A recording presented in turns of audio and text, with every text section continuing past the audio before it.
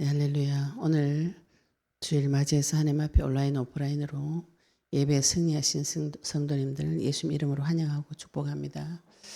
또 우리 멀리 제천에서 오신 우리 권양아 지사님 환영합니다. 서울 볼일 있으셔서 오셔가지고 같이 예배에 참석해 주시고 계십니다. 오늘 말씀은 예레미야서 9장 17절부터 26절까지 같이 말씀 보도록 하겠습니다. 예레미야서 구약 성경입니다. 예레미야서 9장 17절부터 26절까지 여러 같이 소리내서 읽겠습니다. 만군의 여호와께서 이와 같이 말씀하시되 너희는 잘 생각해 보고 곡하는 부녀를 불러오며 또 사람을 보내 지혜로운 부녀를 불러오되 그들로 빨리 와서 우리를 위하여 애곡하여 우리의 눈에서 눈물이 떨어지게 하며 우리 눈꺼풀에서 물이 쏟아지게 하라. 이는 시온에서 통곡하는 소리가 들리기를 우리가 아주 망하였구나. 우리가 크게 부끄러움을 당하였구나. 우리가 그 땅을 떠난 것은 그들이 우리 거처를 헐었음이로다 함이로다. 부녀들이여 여호와의 말씀을 들으라. 너희 귀에 그 입의 말씀을 받으라.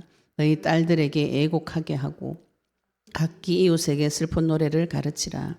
무릇 사망이 우리 창문을 통하여 넘어 들어오며 우리 궁실에 들어오며 자녀들을 거리에서는 청년들을 멸절하려 하느니라. 너는 이같이 말하라. 여호와의 말씀에 사람의 시체가 분토같이 들에 떨어질 것이며 추수하는 자의 뒤에 버려져 거두지 못한 곡식단 같이 되리라 하셨느니라. 여호와께서 이와 같이 말씀하시되 지혜로운 자는 그의 지혜를 자랑하지 말라. 용사는 그의 용맹을 자랑하지 말라. 부자는 그의 부함을 자랑하지 말라. 자랑하는 자는 이것으로 자랑할지니 곧 명철하여 나를 아는 것과 나 여호와는 사랑과 정의와 공의를 땅에 행하는 자인 줄 깨닫는 것이라. 나는 이 일을 기뻐하노라. 여호와의 말씀이니라. 여호와의 말씀이니라. 보라, 날이 이르면 할례 받은 자와 할례 받지 못한 자를 내가 다 벌하리니 곧 애국과 유다와 에돔과 암몬 자손과 모압과 및 광야에 살면서 살적을 깎은 자들에게라. 무릇 모든 민족은 할례를 받지 못하였고 이스라엘은 마음의 할례를 받지 못하였느니라 하셨느니라. 아멘. 오늘 말씀 제목이 나의 자랑, 이 제목으로 말씀 같이 보도록 하겠습니다. 우리가 하나님 앞에 내 자신을 세웠을 때 저는 제일 비참할 때가 자랑할 게 한 개도 없어요. 이 지금 내 인생이 왜 이래 됐는가. 하나님 만나고 보니까 하나님께서 제 자신의 과거를 이렇게 쭉 돌이켜 주시고 깨닫게 해주셨는데 내가 하나님 앞에 내놓을 것이 한 개도 없구나. 육신적으로도 세상적으로도 잘된 게 하나도 없고 내 인생이 박살났구나. 이거였어요. 그런데 하나님 만나기 전에는 그렇게 생각하지 않았어요. 이 정도면 잘 살고 있지 뭐 이렇게 이 정도면 별 문제 없고 남들 보기에 평범하게 잘 살고 있다 이렇게 생각했는데 슬펐어요. 근데 내가 왜 슬픈지도 모르고 내 자신이 슬퍼져 있는 상태라는 것도 모르고 그냥 이 정도면 잘 살고 있다고 생각하는데 왠지 기분이 나쁜 거예요. 내가 병원 가서 약 먹는데 의사가 저를 우울증이 심각하다 이렇게 진단을 해주는데 내가 뭐 우울증이냐 왜 심각하냐 이렇게 물어봤어요. 물어보니까 자살 시도를 실제로 한 사람은 굉장히 심하다 그러더라고요. 근데 제 생각에는 나는 그 정도로 심한 게 아니다. 그 정도는 누구라도 다 한 번씩 할 수 있지. 그리고 늘 기분이 나빴기 때문에 약을 이렇게 조정해주면서 의사가 요 정도면 기분이 좋은 기분이냐 나쁜 기분이냐 이렇게 물어볼 때도 제가 이게 좋은 건지 나쁜 건지 구분이 안 되는 거죠. 너무 늘 기분 나쁜 상태로 태어나면서부터 늘 우울한 상태로 있어 왔기 때문에 내 기분이 확 좋았을 때 어떻고 나빴을 때 어떤지 이거를 의사가 물어보는데 제가 그걸 대답을 못 하겠더라고요. 대답 못해서 그 의사가 기분이 좋으냐 나쁘냐 물어보는데 제가 대답을 못하고 어느 게 기분이 좋은 상태고 어떻게 기분이 나쁜 상태인지를 모르겠습니다. 이렇게 이야기를 했어요. 그러니까 의사가 이제 일어나서 돌아다니냐 집에 일어나서 실제 생활이 되어지냐 이렇게 물어보더라고요. 이제 실제 제가 누워있다가 일어나서 설거지도 하고 좀 돌아다닌다고 하니까 그럼 요거를 좀 정상적인 상태, 그거보다 조금 더 좋은 기분 좋은 상태, 요거보다 조금 나쁜 상태, 이렇게 사람의 그 감정 상태를 저한테 설명해줘야 제가 제 상태를 알아먹는 그런 상태였어요. 그런데 그거를 제가 몰랐다는 놀라운 사실. 내 상태를 몰랐다는 놀라운 사실. 저희들이 영원한 빛에 와서 제가 많은 분들 만나보면서 마음과 생각을 찾아오세요. 네, 많은 성도님들이 이 말이 굉장히 어렵습니다. 이렇게 말씀하세요. 어려울 수밖에 없죠. 그죠? 마음과 생각을 늘 비우고 나를 죽이고 살았기 때문에 마음과 생각 찾는 것이 굉장히 힘들어요. 힘든데 겨우 지금 우리가 이제 영적 전쟁을 해서 겉껍데기 포장된 내 모습을 예수 그리스도 이름 결박을 계속 하시면은 내 마음과 생각이 찾아집니다. 하나님께서 내 과거를 쭉 생각나게 하시면서 내 상태를 생각나게 하셔서 나의 마음과 생각을 찾아줘요. 이 지금 찾은 거 가지고 진짜 영적 싸움을 하셔야 됩니다. 내 마음과 생각을 요만큼 찾은 거를 이제 그것만 보여도 눈이 조금 밝아져서 살만하다고 이렇게 하신 분들이 굉장히 많아요. 왜냐하면 내 고통의 원인조차도 모르고 고통스러웠기 때문에.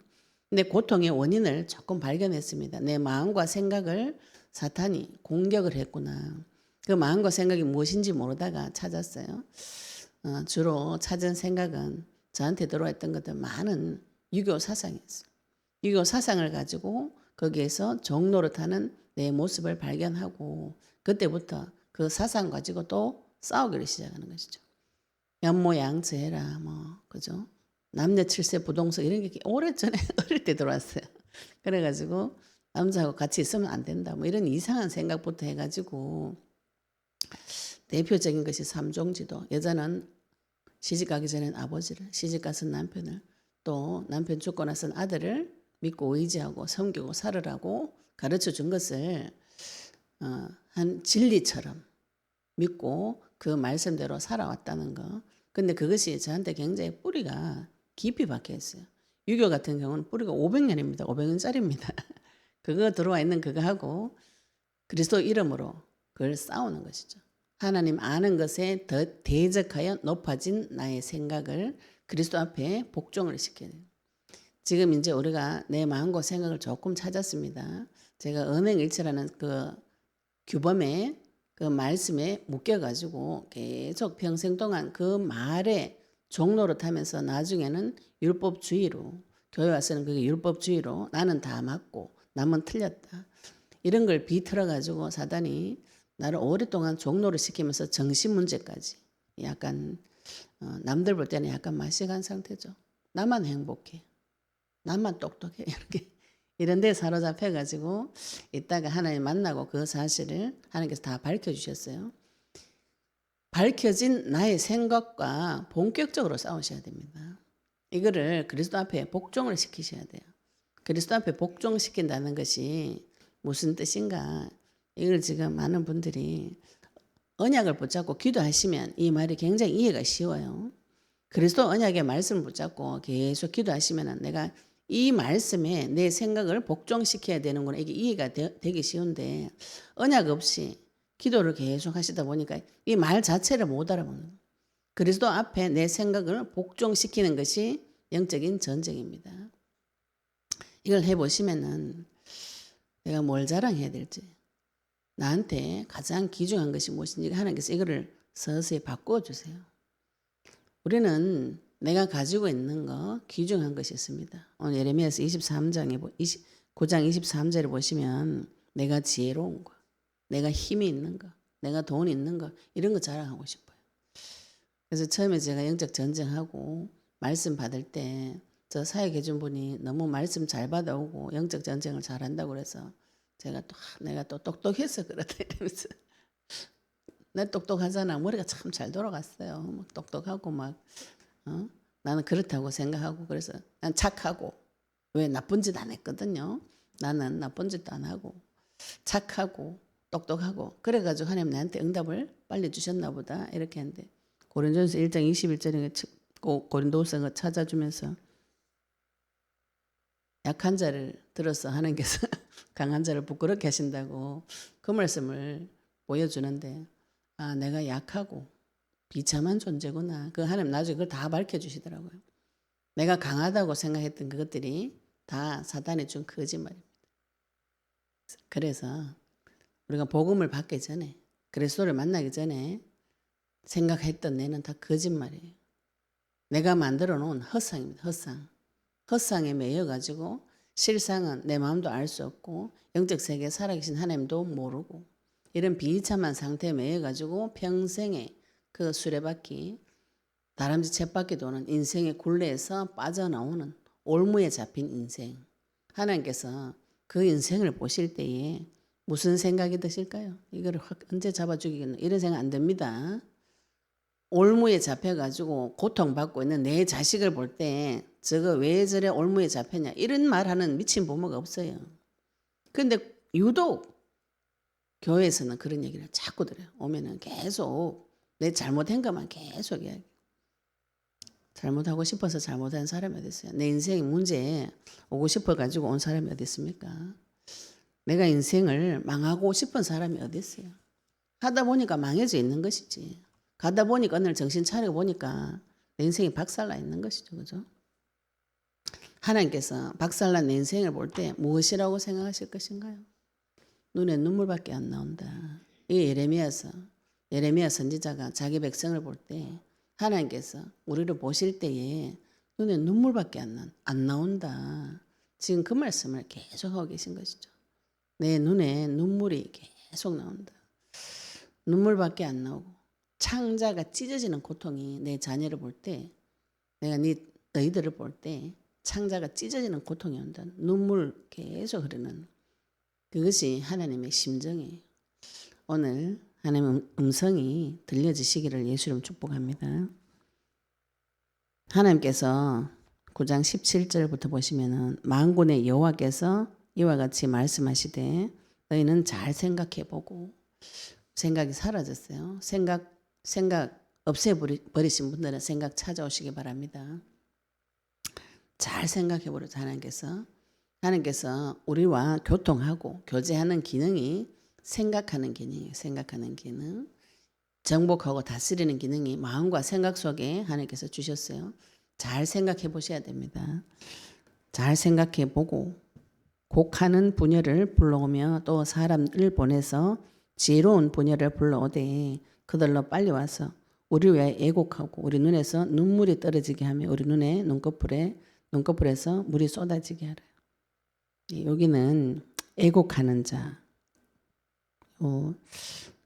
옛날에 요 당시에는 장례식이나 국가에 큰 흉사가 있을 때에 가면 이제 가족들이 울잖아요. 가족들이 우는데 손님들이 계속 오는데 가족이 계속 울 수는 없어요. 그렇잖아요. 그죠? 그래서 곡을 전문으로 하는 그 직업이 있었어요. 그래서 그 사람들이 와서 계속 곡을 해줍니다. 곡을 해주는데 곡을 해주면은 같이 온 사람도 같이 슬프죠. 그러면 같이 울어주는. 우리나라에도 이런 장례 문화 중에 이런 그 내용들이 있습니다. 그래서 곡하는 법도 다 가르쳐놔요. 자기 부모를 뭐 할 때는 아이고 아이고 하고 어이구 하고 다른 집은 아이고 이런 걸 다 가르쳐놨어요. 또 우리나라 사람들이 장례식장 옛날 장례식 복장에 보면은 삼배 마옷을 입고 그 눈앞에 가리는 게 있어요. 이 모자를 쓰고 눈앞에 가립니다. 그건 누구한테 가려주냐면 며느리한테 가려줘요. 며느리 굵은 제복에는 앞에 망을 씌워줍니다. 왜 씌워줄까요? 며느리는 눈물이 안 나. 시어머니 돌아가 있었어요. 눈물이 안 나. 그 수치를 가려주려고 망을 이렇게 덮어놨어요. 그건 할 수 있죠, 그죠? 아이고, 우리 저희들 어릴 때 장례식장 가면 이거를 전문으로 한 사람이 있었어요. 그 동네에 아주머니들 와가지고 아이고 이렇게 해줍니다. 근데 이제 이렇게 직업적으로 하다 보니까 금방 돌아서면 안녕하세요 이렇게 막 슬퍼가지고 눈에 눈물 흘리면서 막 곡을 하다가 갑자기 아이고야 오셨는데 이렇게 고래 전문적으로 곡을 해야 그 그 장례식이 슬퍼져서 다른 온분도 눈물을 흘리면서 애곡하면서 인사할 수 있죠. 그죠? 여기도 아마 그랬던 것 같아요. 그런데 하나님께서 이 얘기를 하실 때는 지금 예레미야는 내 백성을 볼 때, 하나님께서 내 백성을 볼 때 눈물을 흘리면서 슬퍼해야 되는 상태예요. 상태가. 그런데 이스라엘은 우리는 제사 잘 지내고 성전이 남유다에 예루살렘 성전이 있기 때문에 우리는 제사 늘 여호와께서 이곳에 계시기 때문에 망하지 않는다. 우리는 제사 다 드렸다. 5대 제사 다 드리고 절기 다 지키고 우리는 잘 살고 있다. 이렇게 이야기하면서 자기 상태를 몰라요. 자기 상태를 모르는 사람하고 이 상태를 아는 사람하고 지금 눈이 누가 열렸어요? 예레미야는 지금 이 눈이 열린 거죠. 지금 곧 남유다가 바벨론에 포로되어 간다.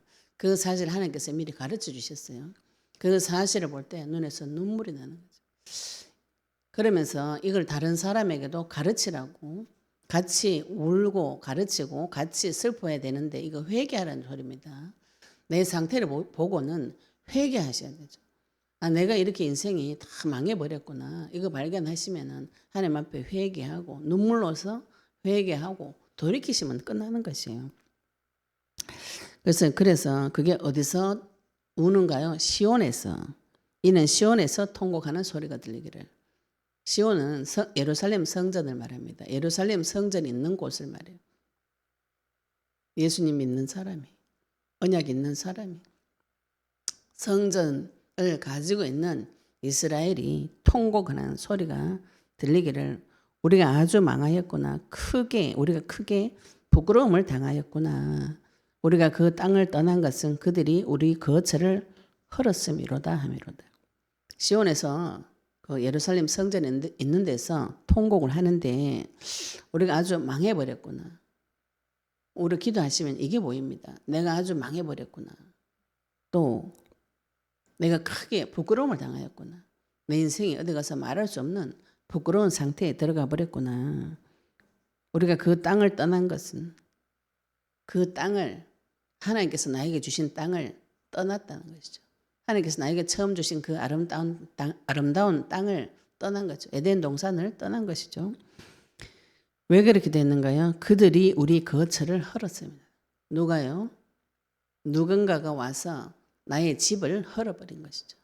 가만히 있다가 모르고 있다가 내 땅과 집이 헐어지는 것을 당해버렸어요. 그 사실을 보면 눈에 눈물이 납니다. 눈에 눈물이 나고 회개하고 슬퍼하고 갱신하고 도전하셔야 되죠. 그래서 20절에 부녀들이여 여호와의 말씀을 들으라. 너희 귀에 그 입의 말씀을 받으라. 너희 딸들에게 애곡하게 하고 각기 이웃에게 슬픈 노래를 가르치라. 언약의 말씀을 가르쳐야 되는 거죠. 지금 내만 슬플 것이 아니고 주변에 이웃에게 내 자녀에게 이 망한 이유에 대해서 가르쳐 주셔야 됩니다. 우리 집이 왜 망했는가? 늘 치유 세미나 끝난 지가 얼마 안 됐는데 이번 주에 치유 세미나 했는데 가게도 그려보시고 다들 놀랐어요. 나는 오신 분이 다 그랬어요. 우리 남편이 지금 막 문제가 있어가지고 가정에 문제가 들어왔다고 막 이야기를 하세요. 가게도를 쭉 그려보면은 우리 집 이런지 심각한지 몰랐습니다. 이런 분들이 많아요. 이게 자기 자신을 못 보는 거죠. 내 땅을 못 찾고 내 생각을 못 찾고 그냥 남의 것만 계속 보니까 이 문제가 근본적으로 해결이 안 됩니다. 누구 집이 흘렸는가요? 내 집이 흘렸잖아요. 내 집이 그죠? 남의 집 흘린 거 가서 고쳐주면 뭐합니까? 내 게 아니에요. 그 집 아무리 잘 살아도 내한테 돈 100만 안 줍니다. 내 거를 헐어버렸다고 마귀가 내한테 와가지고 내 집을 헐어버렸어요. 이걸 하나님한테 가셔가지고 회개하고 영적 싸움을 해가지고 내 집을 다시 세우셔야 되는 것이죠. 그거를 내 자녀에게도 가르치고 이웃에게도 가르쳐 주셔야 되는 것입니다. 어떻게 들어왔는가요? 무릇 21절에 보시면 사망이 우리 창문을 통하여 넘어 들어오며 이 사망이 들어오는 장면을 성경에서 무엇이라고 표현했냐면 예레미야서 9장 21절에 무엇이라고 표현했어요? 창문을 통해서 들어요. 우리 보통 손님 오면 어디로 들어옵니까? 정문으로 들어오죠. 정문으로 띵동하고 들어오잖아요. 얘는 창문을 타고 들어와요. 내가 허락 안 했는데 내가 사망 허락하지 않았어요. 저주, 재앙, 죽음 허락하지 않았습니다. 그런데 창문으로 몰래 들어와 가지고 들어와서 우리 공실에 우리 집 안에 전체 집 안에 들어와서 밖에서는 들어와 가지고 망하게 하고 사망이 창문을 통해 가지고 우리 집 안에까지 들어왔어요. 밖에서는 자녀들을 거리에서는 청년들을 멸절하려 하느니라. 밖에서 우리 자녀들 길거리에 있는 청년들 일하는 청년들 젊은 사람들 있죠. 그죠? 를 마귀는 그를 멸절시키고 싶어 한다. 멸절은 완전히 없애버리는 거 말합니다. 사단이 어느 정도 악랄한가요? 그냥 슬쩍 건드려가지고 고통 주는 수준이 아닙니다. 완전히 죽여가지고 박살내고 싶어 하는 것이 마귀의 소원이에요. 우리가 그런 자와 지금 대적을 해야 됩니다. 사단은 나한테 와가지고 내 인생을 창문 타고 몰래 돌아가지고 집을 완전히 허물어버리고 길거리에 나가 있는 내 자녀들까지 일하는 젊은 청년들까지 완전히 쓸어가지고 멸절시키고 싶어하는 그런 존재가 있습니다. 22절에도 너는 이같이 말하라. 하나님께서 예레미야에게 이렇게 말하라고 예언하라고 여호와의 말씀에 사람의 시체가 분토같이 들에 떨어질 것이며 멸절하는 것을 지금 설명하고 계시죠. 그죠? 사람이 시체가 이 분토는 뭐냐 하면 거름더미 같은 썩은 냄새를 풍기는 거름더미 이런 뜻이에요. 사람이 죽으면 냄새가 시체 냄새 굉장히 고약하게 나죠. 그죠? 분토같이 사람의 시체가 분토같이 들에 떨어질 것이다. 이제 이 당시에 유대인들이 제일 수치가 죽어서 자기 시체가 땅에 묻히지 못하는 것을 수치로 여겼어요. 저주받은 걸로 여깁니다. 시체가 죽었는데 땅에 묻히지 못하고 들판에 버려진 거름더미 같이 버려지고 추수하는 자의 뒤에 버려져서 거두지 못하는 곡식 땅 같이 추수를 벼쯤 이렇게 추수하면은 추수 다 하고 이제 버린 거 있죠. 추수 다 하고 버린 거 그건 거둬들이지 않잖아요. 그 버려져서 거두지 못한 곡식 단 같이 그냥 그 밭에 두는 거죠. 걔는 가지고 안 가져가도 되잖아요. 그죠? 이렇게 사단이 멸절시키는 방법이 사람 다 죽이고 멸절시키고 시체를 밖에 내가지고 거두지도 못할 같이 죽어버린 거둘 사람도 없는 것이죠. 누가 좀 괜찮아져 이 사람 거두는데 다 죽어버리니까 거둘 사람도 없고 시체는 거름더미 같이 밖에 다 버려지고 거둘 수 없는 버려진 곡식 단같이 그대로 밖에 있는 것이죠. 이런 상태라고 하나님께서 지금 유다에게 예레미야에게 지금 마귀의 전략을 가르쳐 주시는 것이죠. 사단이 창문을 타고 몰래 우리 집에 들어와 가지고 우리 집을 헐고 자녀를 헐고 이 민족 이 나라 전체를 다 헐어버리고 그것을 다 시체로 만들고 멸절시키고 땅에 묻지도 못할 정도로 같이 다 죽어버리는 이런 상태가 지금 오고 있다고. 예레미야는 지금 하나님께서 보여주셨어요. 유다가 다 망해가지고 바벨론에 포로되어 가고 시체가 산더미같이 쌓이고 이 광경을 보고 예레미야는 눈에 눈물을 흘리면서 하나님 앞에 가서 기도하고 계속 그 얘기를 하는 것이죠. 지금 그 일이 오기 전에 계속 그 얘기를 하는 것이 선지자의 사명입니다. 거짓 선지자들은 그런 일이 없다. 평안하다. 평안하다. 너 문제 없다. 이렇게 얘기하죠. 그래서 내 상처를 가볍게 얘기한다고 했죠. 앞에 예레미야서 그죠. 거짓 선지자는 내 상처를 가볍게 여기고 지금 현 시대에 평안하다. 평안하다. 예배만 드리면 된다. 헌금만 드리면 된다. 이런 거짓말을 하고 마귀 결박 같은 건 하지 마라. 대적하지 마라. 왜? 니는 다 끝나가지고 성경 말씀만 많이 읽으면은 하나님처럼 된다. 이런 거짓말을 교회 와서 계속합니다. 우리가 그 거짓말에 속아서 망한 것이죠. 불신자들 망하는 건 당연합니다. 성도는 무엇이 회복되어져야 되는가요? 우리의 왕권과 제사장의 권세와 선지자의 권세가 회복되어져야 되는 것이죠. 원래 하나님께서 만들어 놓고 싶었던 그 형상 그대로 이 땅에서 생육하고 번성하고 충만하고 정복하고 다스리는 그 기능이 그리스도를 통해서 회복이 되어집니다. 회복되어지기를 누군가는 지극히 싫어하는 거죠. 지극히 싫어하고 그거 못하도록 다른 걸 줍니다. 다른 거를 뭘 줬는가 하면 23절에 보시면은 여호와께서 이와 같이 말씀하시되 지혜로운 자는 그의 지혜를 자랑하지 말라. 용사는 그의 용맹을 자랑하지 말라. 부자는 그의 부함을 자랑하지 말라. 하나님 말고 자랑할 것을 줘요. 무슨 자랑할 것을 주냐면은 지혜와 용맹과 부함을 준다고 해놨죠. 그죠? 우리가 하나님 만나기 전에는 이게 내 자랑이 됩니다. 이 지혜는 이성을 말해요. 내가 똑똑하다. 공부 많이 해가 내가 똑똑하다. 내가 지혜로워가지고 이 가정을 잘 꾸리고 내가 지혜로워가지고 세상 가서 성공하고 내가 똑똑하다. 여기 지혜는 세상 지혜를 말해요. 세상 지혜. 내가 이성이 여기 잘 돌아간다. 요거를 하나님께서 자랑하지 말라 그랬어요. 이거 하나님이 엎을 때는 다 엎어집니다. 또 용사, 이거는 능력을 말해요. 능력. 내가 힘이 세다. 우리 신랑이 제일 처음에 교회 가니까 내 주먹을 믿어라 이러더라고요. 저는 그게 무슨 뜻인지 몰랐어요. 네 믿을 게 뭐가 있다. 네 주먹 그 믿을 게 뭐가 있다고 이랬는데 나중에 제가 막 대적을 하니까 주먹으로 다스리려고. 그래서 폭력을 쓰는 거예요. 내가 힘이 있다. 그 다음에 물질, 부함을 자랑하지 말라. 우리가 제일 큰 자랑이 뭐예요? 나 잘 사는 거, 돈 많은 게 제일 자랑이죠. 그죠? 이거 자랑하지 말라고.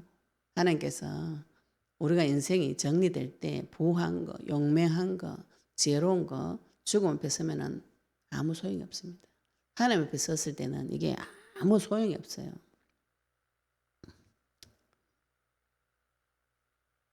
그런데 이게 내한테 하나님 없을 때는 자랑이 됩니다. 자랑이. 우리 요 신약 성경에 이런 말씀이 또 있습니다. 이거는 한번 찾아보겠습니다.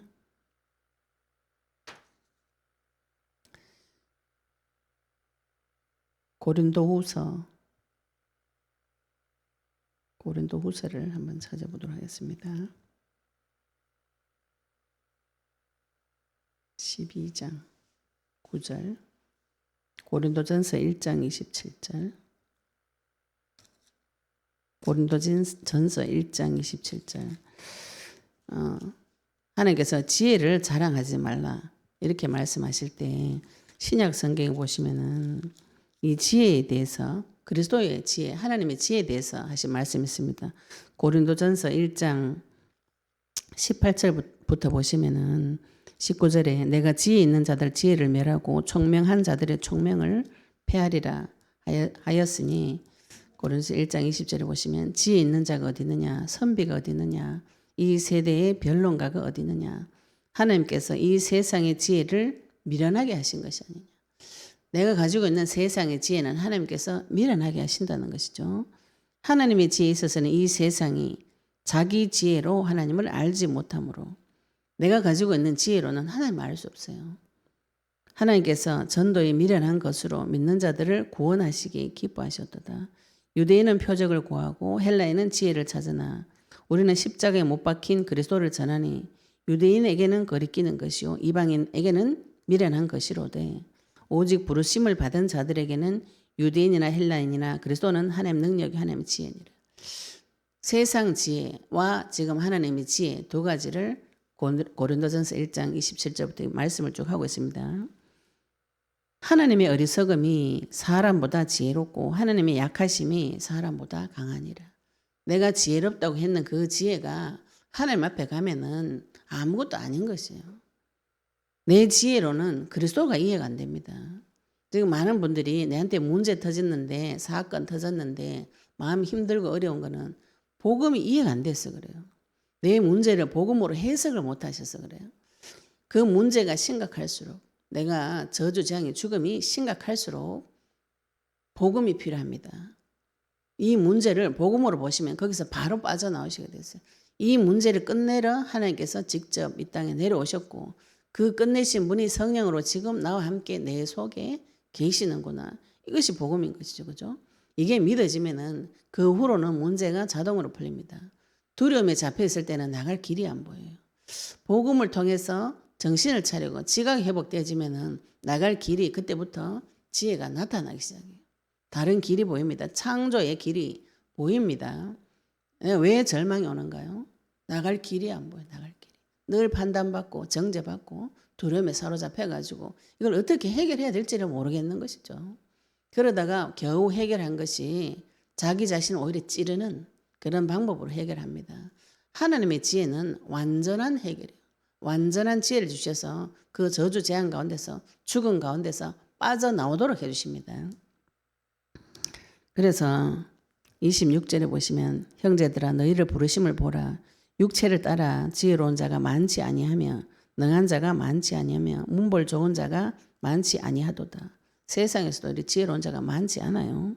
그러나 하나님께서 세상에 미련한 것들을 택하사 오늘 말씀을 자세히 보시면 하나님께서 나를 보실 때 나는 이 정도면 괜찮다 이렇게 생각하신 분들 빨리 버리시기 바랍니다. 하나님께서 나를 보실 때 네가 지금 어떤 상태라고요? 미련한 자다.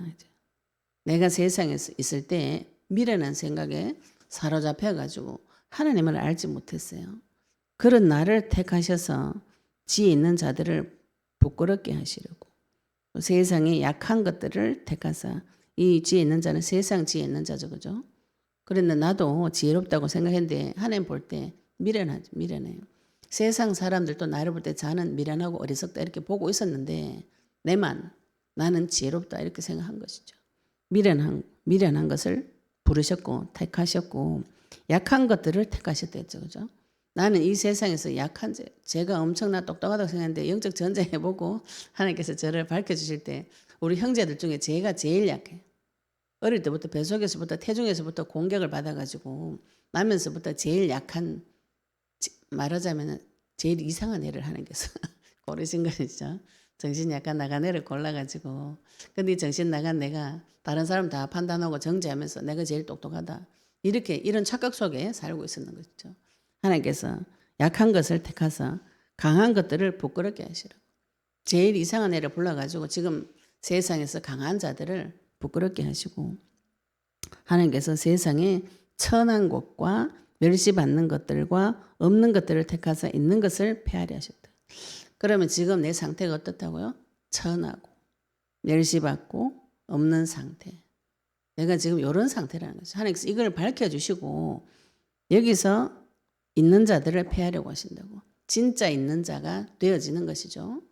내가 천했는데 멸시받았는데 아무것도 없었는데 이게 지금 예수 이름 부르면 내가 이런 상태라는 게 밝혀집니다. 내가 천한 자리에 아무것도 없고 저 사람이 나를 멸시하는데 어리석어 가지고 나를 멸시하는지 몰라요. 멸시를 멸시해. 어리석어 가지고 다른 사람이 나를 천하게 여기는지도 몰라요. 감각이 없기 때문에 무지하고 총명이 어두워져 가지고 이런 상태를 모르고 그런데 하나님께서 나를 부르시면 이걸 확 다 들춰내 줍니다. 내가 미련하고 약하고 천하고 멸시받고 아무것도 없는 그런 자리에 있었구나. 이걸 다 들춰내 주셔야 하나님 앞에 가서 지자랑을 안 합니다. 내가 똑똑했어요. 어떤 분은 나는 내 귀신은 착하다. 귀신 착한 게 어딨노. 그 착한 건 또 네 죽이려고 덤벼든다. 내 생각이죠. 그죠? 나를 모르는 내 생각입니다. 하나님께서 그것을 먼저 밝혀내셔서 지혜 있다고 생각하는 자들, 강하다고 생각하는 자들, 실제로 세상에서 강하죠. 지혜 있고 부한 자를 부끄럽게 하는 것이 하나님의 방법이에요. 요 과정을 지나시면은 내 자랑이 안 됩니다. 그러면은 지금 거꾸로 말하면은 우리가 이런 자부심으로 살고 있는 것이죠. 그죠? 내가 지혜롭다. 요거 가지고 이 자부심으로 살고 있어요. 하나님 그거 껍데기 뺏겨낼 때는 부끄럽습니다. 근데 하나님 앞에 가서 이 상태를 보고 나의 지혜 없음과 미련한 거, 약하고 천하고 멸시받는 거 이걸 보시면 우리는 그 자리에서 언약 붙잡고 도전하시면 돼요. 이런 나를 하나님께서 구원하셨고 이런 나이가 하나님 앞에 가서 회개할 때 하나님께서 거기에다가 진짜 지혜를 주신 진짜 지혜를. 진짜 지혜는 무슨 지혜인가요? 그리스도를 아는 지혜가 옵니다. 그리스도를 아는 지혜가 다 합니다. 진짜 지혜를 주시게 되어 있어요. 용맹을 자랑하지 말라. 내가 용감한 거, 힘을 내가지고 머리 써가지고 용감하게 도전한 거 제대로 되는 게 없어요. 마귀가 그거 줄 때는 제대로 되는 것처럼 해주죠. 시간 지나면은 그거 다 무너뜨립니다. 내가 쌓아놓은 바벨탑 마귀가 무너뜨릴 때 되면은 눈알이 뱅뱅 돌아요. 절망이 옵니다. 절망이. 그의 부함을 자랑하지 말라. 부한 거 자랑하지 말라는 거는 우리가 말씀에도 나와 있죠. 그죠? 탐심이 우상이라고 그랬어요.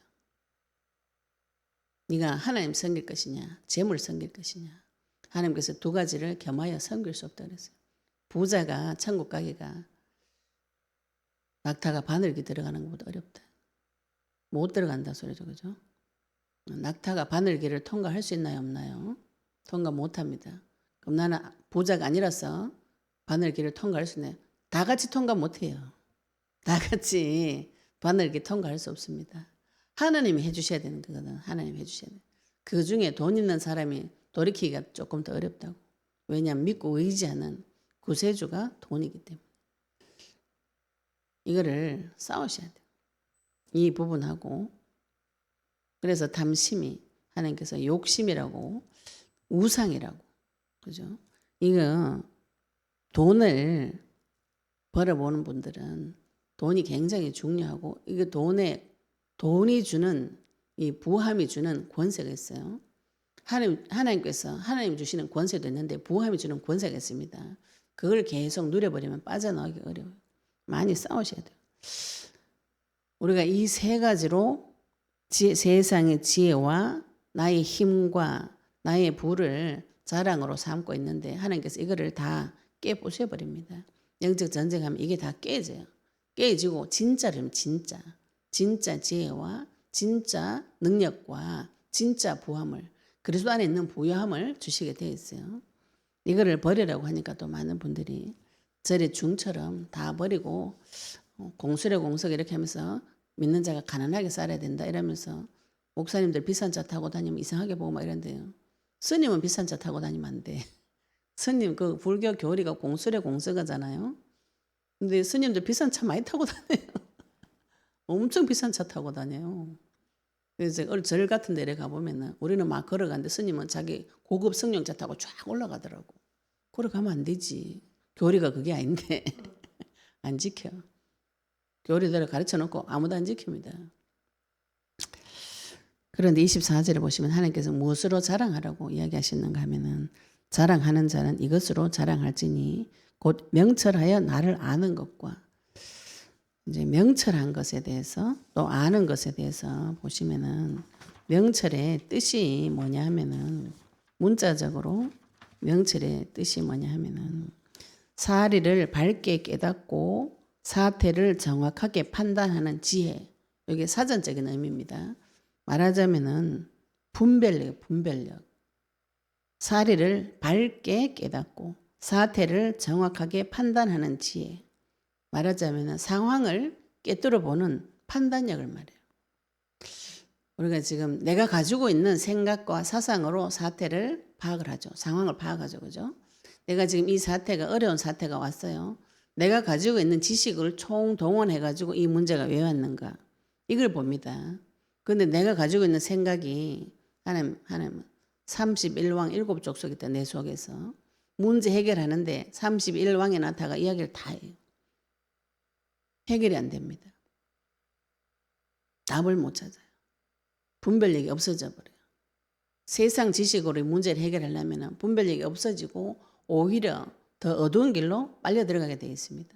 그런데 우리가 이 명철이 그리스도를 말해요. 하나님 아는 것이 명철이라고 하죠. 여기서 안다는 것은 히브리어로 야다.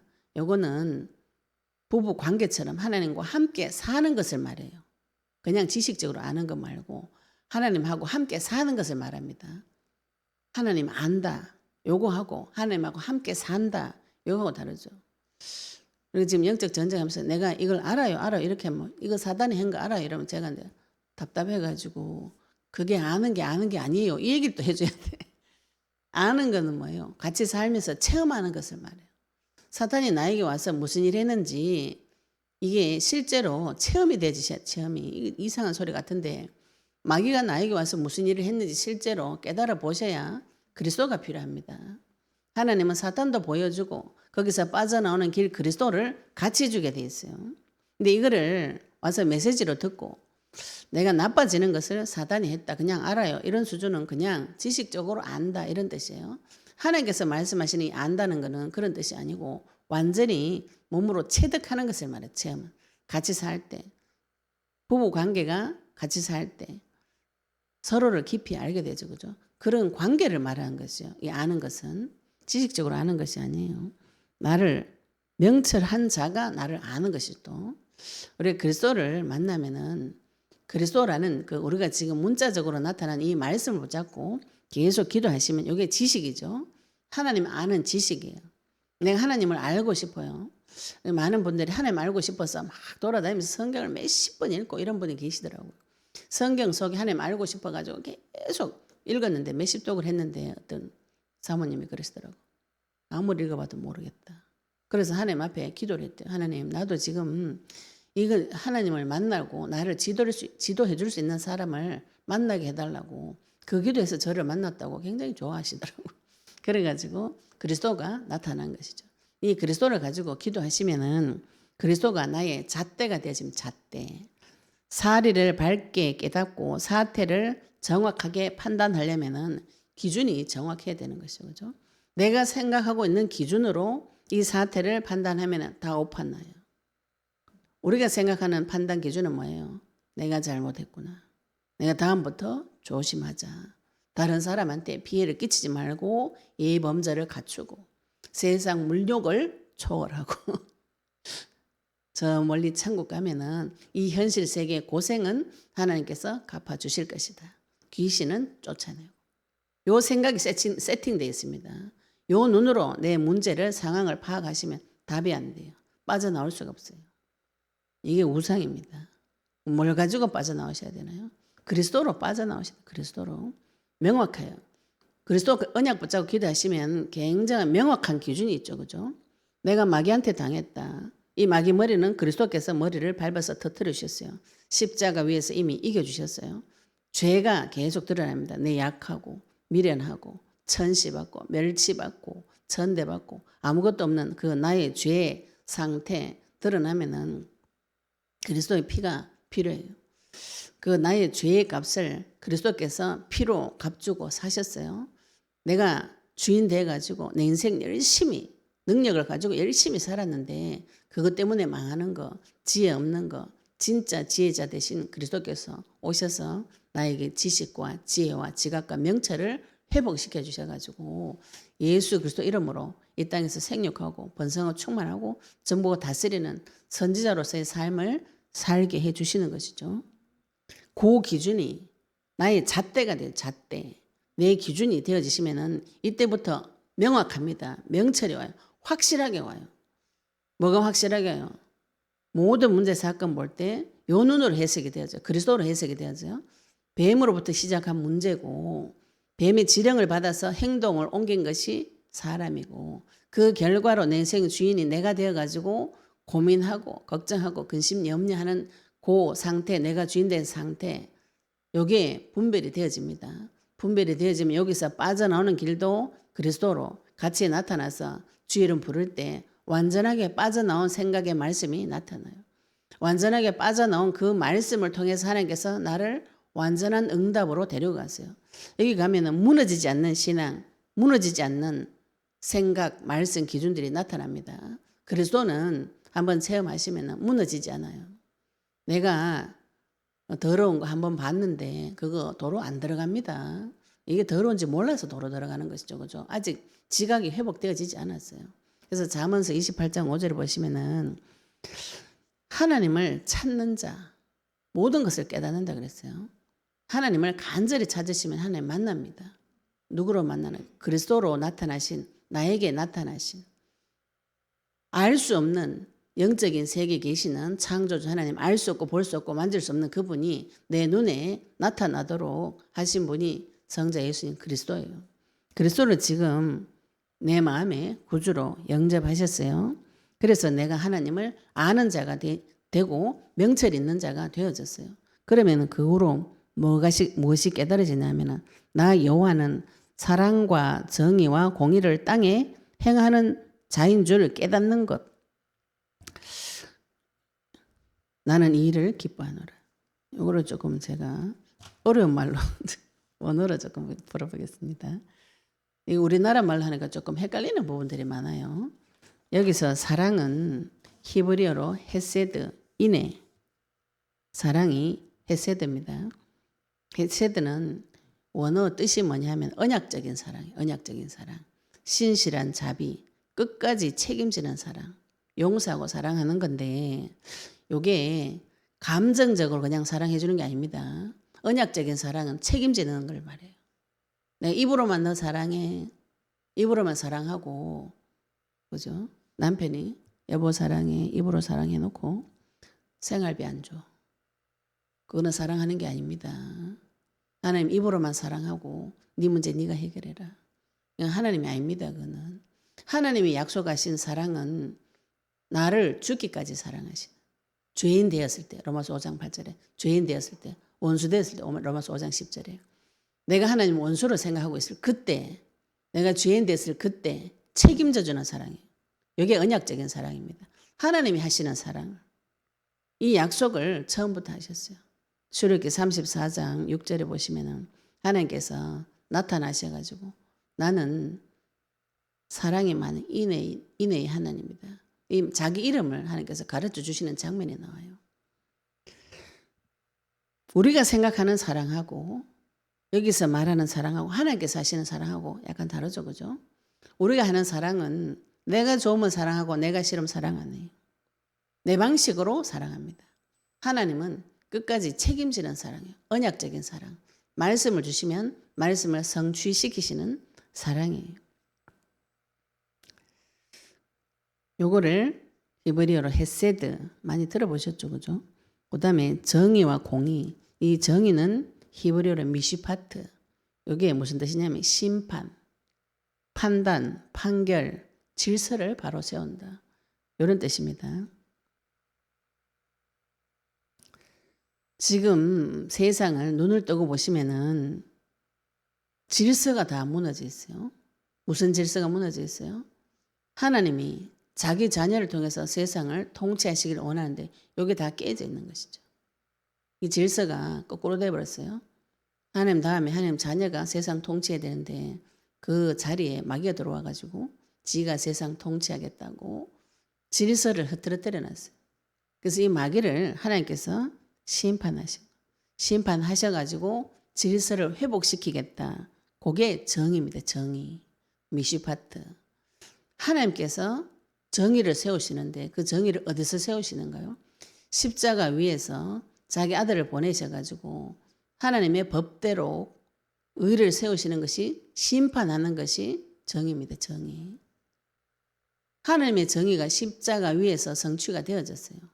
그리고 공의는 체다카. 요거는 바르다, 의로운 상태, 관계가 올바른 상태 이런 상태입니다. 올바른 상태로 돌아온 것을 말해요. 모두에게 공평한 상태. 하나님은 모든 사람이 자기 권리를 가지고 하나님 앞에 공평하게 살기를 원해요. 그냥 내 자식 사랑하니까 내만 열외해가지고 사랑해주지 않아요. 하나님은 자기의 정의를 지키시고 모두에게 공의로우신 하나님이 되시기를 원합니다. 그러면은 지금 우리가 십자가를 통해서 하나님의 사랑이 회복되어지고 그리스도의 사랑이 하나님의 사랑이 내가 원수 되어도 사랑하는 언약의 사랑, 언약적인 사랑. 하나님께서 처음부터 약속하신 그 사랑이 지금 나에게 왔어요. 그 사랑이 어디서 성취되어졌는가? 그분의 정의는 십자가 위에서 성취가 되어지고 십자가를 통과해서 모두에게 공평한 하나님이 나타나신 공의 하나님이 나타나셨어요. 그래서 사람은 하나님과의 관계가 올바른 상태로 회복이 되어집니다. 이것이 그리스도가 나의 명철이고 그리스도 아는 것이 영생 얻은 자인 거죠. 요한복음 17장 3절에 영생 얻은 자는 하나님 아는 거. 이렇게 말씀하셨거든요. 그러면 하나님께서 지금 십자가 위에서 자기의 사랑을 성취시키시고 정의로 재판하시고 모든 어그러진 질서를 회복시켜서 지금 나와 함께 하시는 공의가 모든 사람에게 이루어지도록 시행을 하셨습니다. 십자가 위에서. 그걸 자랑하라는 거죠. 그걸 자랑하라고. 그래서 베드로가 바울이 그걸 자랑한다고 그러죠. 그죠? 내가 자랑할 거 십자가에 도밖에 자랑할 게 없다. 자기 약한 것을 다 드러내고 십자가 그 사랑을 자랑하는 자. 바울이 그 고백했어요. 우리도 이 과정을 지나보시면은요. 내가 옛날에 프라이드 느꼈던 거 얼마나 창피한 일인 줄 알겠어요. 그게 지금 그게 아니구나. 내가 자랑할 것은 그리스도밖에 없는 것이죠. 나는 이 일을 기뻐하노라. 하나님께서 내가 그리스도 자랑하는 것을 기뻐하시고 여호와의 말씀이니라. 여호와의 말씀 25절에도 이 그리스도를 모르는 사람 있죠. 그죠? 그리스도를 거부하는 자 어떻게 되는가요? 보라 날이 이르면 하나님이 심판할 때가 옵니다. 하나님은 반드시 심판하십니다. 마지막 때 대심판이 있어요. 날이 옵니다. 때가 옵니다. 하나님 때가 있어요. 내가 지금 문제 사건에 얽매여 가지고 고통 중에 있어도 그 문제를 해결해 주실 때가 와요. 그건 하나님 손에 있어요. 그 내 때를 내가 막 조정하고 싶어서 괴롭지. 하나님 때가 옵니다. 날이 이르면 할례 받은 자와 할례 받지 못한 자를 내가 다 벌하리니 하나님 와서 심판할 때가 옵니다. 곧 애국과 유다와 에돔과 암몬 자손과 모압과 및 광야의 삶에서 살적을 깎은 자요. 이거는 이 당시 이방인들이 이제 화를 당하면은 불행한 일을 당하면 머리를 빡빡 깎고 막 이렇게 애국하는 그런 풍습을 말해요. 우상 숭배하는 거죠, 그죠? 머리를 깎는 거. 그러니까 이방인들을 말하는 것이죠. 이방인들 믿지 않는 자. 모든 민족은 할례를 받지 못하였고 모든 민족은 하나님을 알지 못하고 할례는 하나님과의 언약적인 표징을 말합니다. 그런데 이스라엘은 마음의 할례를 받지 못했다. 이방인은 할례 자체를 모르고 유대인들은 약속은 받았는데 이 약속의 말씀이 마음에까지 못 들어온 것이죠. 마음을 찢지 못한 것이죠. 그리스도를 받았는데 그 그리스도가 내한테 못 들어온 상태란 말이에요. 이걸 하나님께서 심판하실 때가 있다고. 하나님 심판하시면은 다 박살나는 것이죠. 심판의 때가 하나님 손에 있습니다. 그래서 우리가 지금 언약의 말씀 붙잡고 계속 기도하시면은 이런 것들이 다 회복이 되어집니다. 내 마음이 할례를 받고 또 믿지 않는 자들에게 할례 받도록 도와주고 요거는 언약을 내 마음에 새겨넣고 다른 사람의 언약을 전달해서 지금 세상 사람들이 자기 지혜와 자기 힘과 자기 부를 자랑할 때 언약 가진 자는 그리스도를 자랑하는 하나님의 사랑과 언약적인 사랑, 책임지는 사랑, 약속하신 것은 반드시 지키시는 하나님, 그의 사랑과 그분의 정의. 내가 사랑한다고 정의는 지키지 않고 누구만 사랑하는 이런 편애적인 사랑이 아닙니다. 모두에게 공평한데 그분의 정의를 십자가 위에서 심판하고 사단을 심판하고 머리를 밟아서 터뜨리고 하나님의 질서를 회복시키고 모두에게 다 공평한 모두에게 다 하나님과의 바른 관계가 회복되어지도록 그 길을 어디서 열어놓으셨는가요? 십자가 위에서 열어놓으시고 이를 행하신 분이 이름이 예수이시고 하신 일이 그리스도 일인 것이죠. 우리가 이 사실을 받은 자입니다. 내 마음속 이 사실을 받은 자예요. 이 사실을 붙잡고 지금 기도하고 있습니다. 하나님은 이 약속의 말씀을 나에게 성취시켜줘요. 그것이 우리가 하고 있는 지금 기도예요. 그리스도 약속의 말씀을 주시고 그리스도 약속의 말씀이 나를 통해서 성취되어지고 언약 붙잡은 자를 통해서 이 말씀이 전 세계에 퍼져나가고 전 세계에 퍼져나가서 모든 사람들이 그리스도 안에 들어와서 이 교회가 연합하고 결합하여져서 아멘 주 예수의 오시옵소서. 이 땅과 하늘 하나님께서 다 불태우고 새하늘과 새 땅을 주신다고 약속하셨어요. 새하늘과 새 땅까지 나를 데리고 가신다고 약속하셨어요. 그것이 나의 자랑이 되어질 때까지 언약을 붙잡고 기도하셔야 돼요.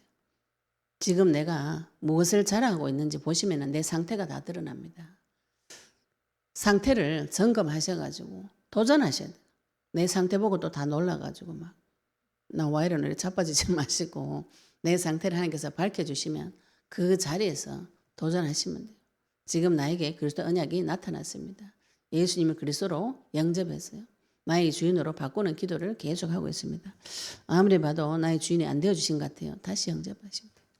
그죠? 하나님은 좋으신 분이기 때문에 내가 영접 안 하고 주인으로 모셔드리지 않으면 마귀처럼 창문 타고 뱀처럼 그렇게 들어오지 않습니다.